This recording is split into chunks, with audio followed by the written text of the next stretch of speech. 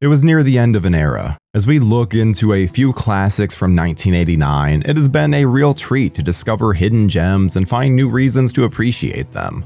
And as we've seen, there are many hidden gems that many of us found on the shelves at the local video store. However, one of my favorite 80s freak fests didn't find its way into the US of A until 1992. Frankly, very few films from that era gave us insight into the Reagan era like this week's Examination, at a time when the well-to-do were rewarded heavily with tax breaks and promises. Remember George Bush Sr.'s famous quote, "Read my lips, no new taxes." It was a great time to be one of the haves. I mean, isn't it always? In the movies, extravagance and wealth are seemingly priorities for the American dream.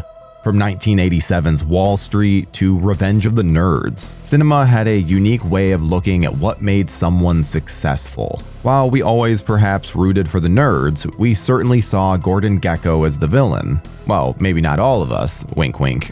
The idea of the rich feeding off the poor became more than just a metaphor for Reanimator producer Brian Yuzna. After producing a few Stuart Gordon-directed features, including From Beyond and Dolls, he sat in the director's chair for Bride of Reanimator in 1990, while grabbing some major inspiration from classic movie monsters for that particular franchise. He also created the shockingly underrated cult classic Society. As a horror-obsessed youth, this was precisely the story about classism that I wanted to be injected into my warped little mind. And now, it's time for us to step in and join Society on our 80s horror memories. You're building, and it's like the frog in the kettle. You're building, and all of a sudden, boom! You get what you've been waiting for in ways you never imagined, and then you have to go like this. Wow, that was amazing!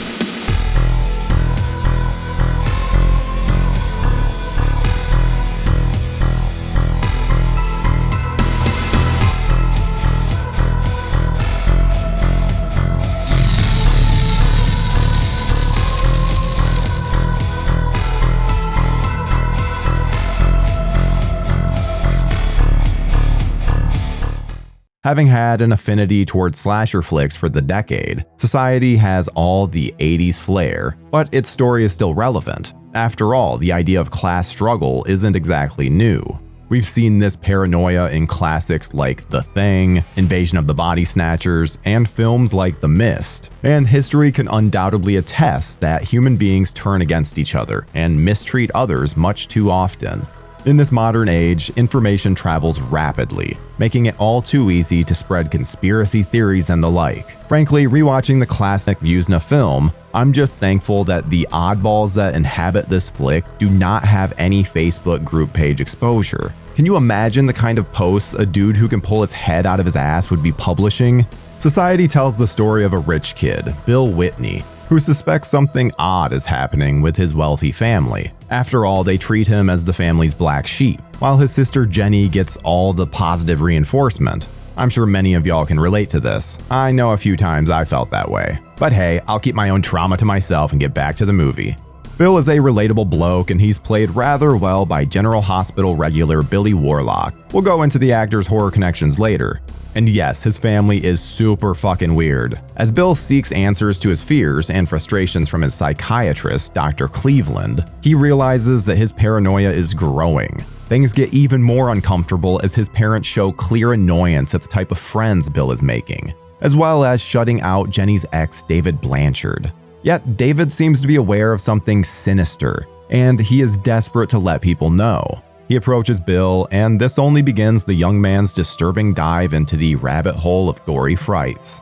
Soon, anyone who questions the members of society dies. And when I say die, it's usually in pretty horrendous ways. Whether it's a major car accident or a sliced neck, somebody wants to keep our hero in the dark. They even seemingly put him in the location of every crime scene. It appears it can be much more dangerous for teenagers at Beverly Hills 90210 than we initially believed. As the mystery unfolds, we discover that Bill may not have been wrong. The final act in this gruesomely gooey tale goes in a different direction that pushes the limits. Similar to the more recent Infinity Pool, another movie about the rich taking full advantage, or even Carpenter's classic The Thing, we see some intensely horrific images courtesy of Screaming Mad George. The Japanese effects artist created some of the most inspiring and original visual effects, making Society something genuinely fantastic. The shunting scene is one for the ages. Society is an over-the-top look at classism and the ridiculous behavior of those who can get away with it. And holy hell, that final act is something that viewers will have burned into their retinas.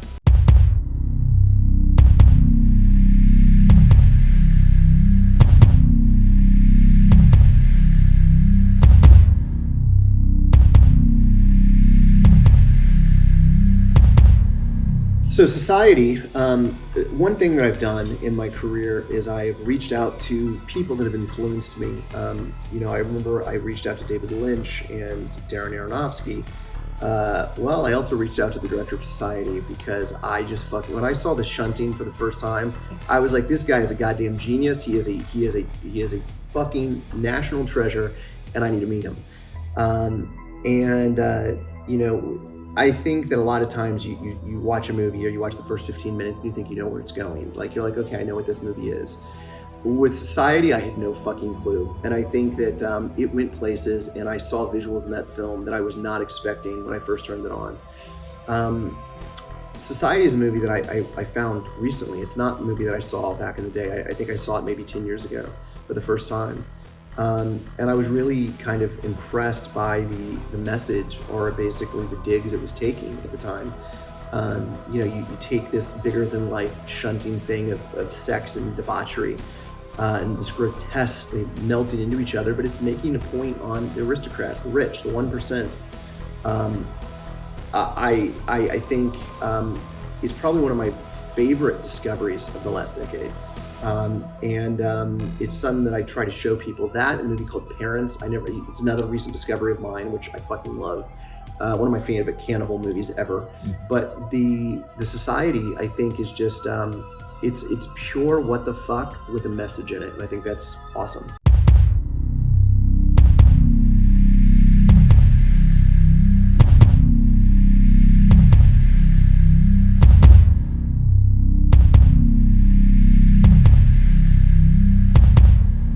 While the film takes its story of a strange cult with alarming sexual practices, it finds an intelligent balance between the creepy and the ridiculous. It's one of the many reasons this little feature has found fans well after its initial and delayed ultimate release on the movie-going public. Having been raised on horror, I feel fortunate enough to have witnessed the birth of some of the greatest villains in the genre. As we come to a close on our nostalgic trip down a fright-filled decade of the terrifying and the bizarre, Society is a perfect culmination of a decade that brought us Gordon Gekko. As a kid growing up somewhere in the middle class, it was easy to see the haves compared to the have-nots. While movie fans appreciate all film, including flicks like Wall Street, it was easy to see that the greed is good character represented a potent percentage of the population. Perhaps growing up with a little less toys than others gave me pause to idolize folks like Gekko. I mean, don't get me wrong, Michael Douglas is brilliant in the role, but real guys that are like him kinda suck. A lot.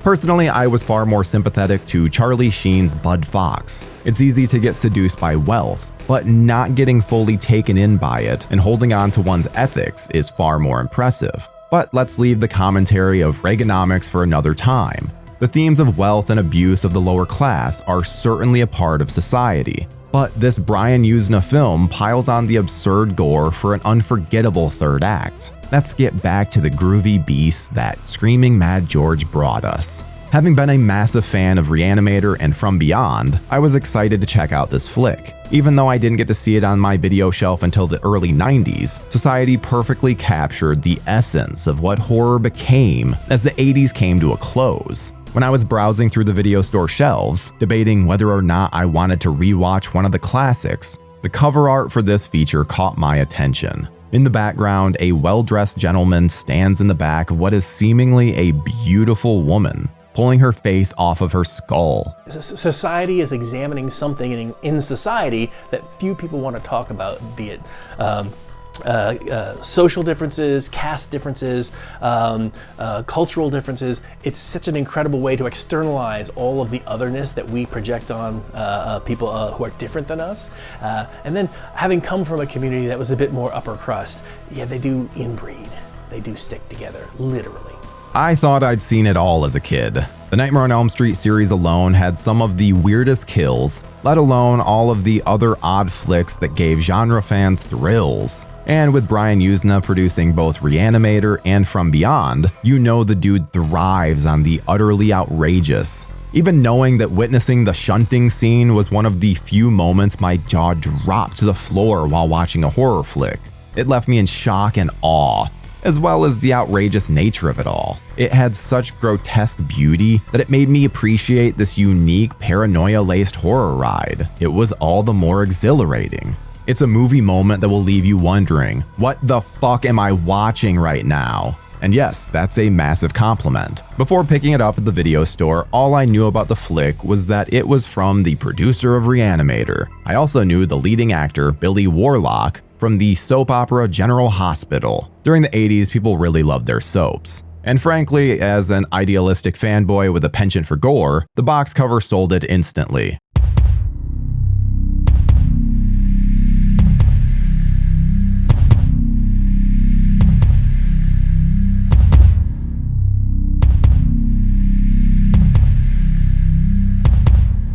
Being a horror-obsessed middle-class kid with a penchant for frightful things in a religious area was certainly an interesting experience, especially when you had a sleepover and the family in question didn't want you to watch the scary movies on TV because they wanted to watch some inspirational shit. At least it gave me some fun memories. I went home early that night to watch the movie that I wanted to. The family in question was also the wealthiest in the neighborhood. Their young son used to brag about it often. Frankly, watching Society at an early age made me question what would have happened if I had stayed to watch whatever flick that they were watching.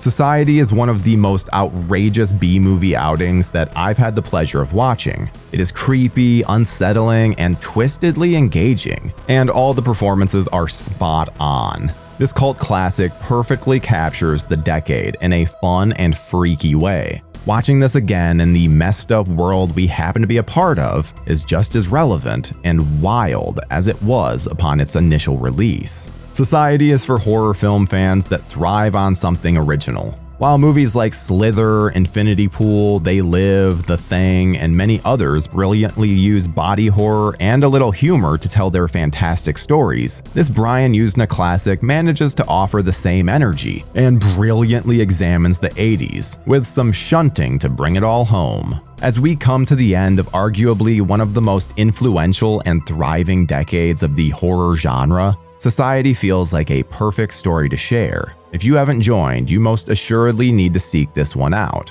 As far as this guy is concerned, it may be one of the most important films to show audiences how original and thrilling horror can be. Thanks for watching, and make sure you join Society, because Society waits for you. On the final episode, we take a look at the legacy of Wes Craven and his 1989 film, Shocker. Until next time, gore hounds.